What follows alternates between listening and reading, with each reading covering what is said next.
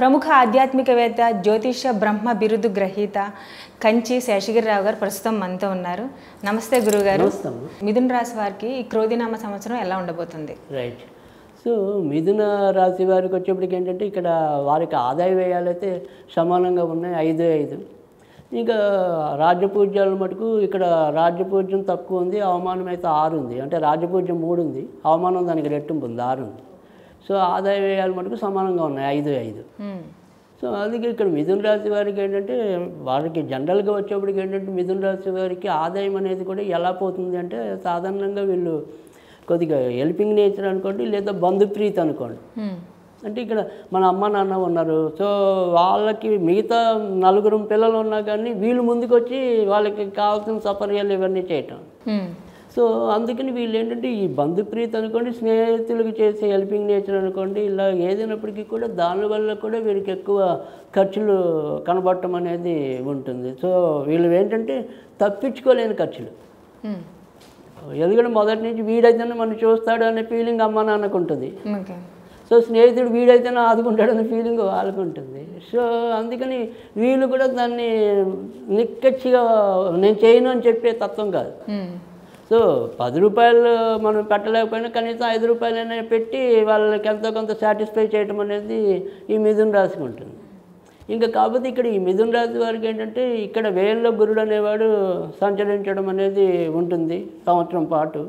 అలాగే సంవత్సరం పాటు ఈ వృత్తి ఉద్యోగాల స్థానంలోనే రాహు కూడా సంచరించడం అనేది ఉంటుంది.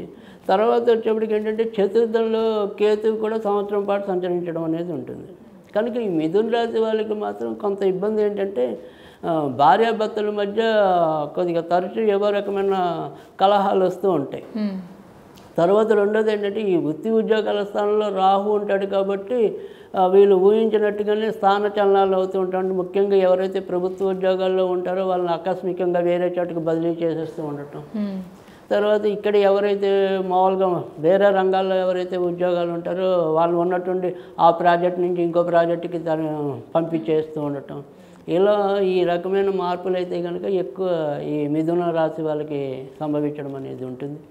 ఇక ఎవరైతే ఈ మిథున రాశి వాళ్ళలో ఎవరైతే కవులు, కళాకారులు, ఇలా మీడియా రంగానికి సంబంధించిన వాళ్ళు ఎవరైతే ఉంటారో వాళ్ళకి మాత్రం ముఖ్యంగా ఈ సెప్టెంబర్ దాకా చక్కటి అభివృద్ధి కలగటం అనేది ఉంటుంది.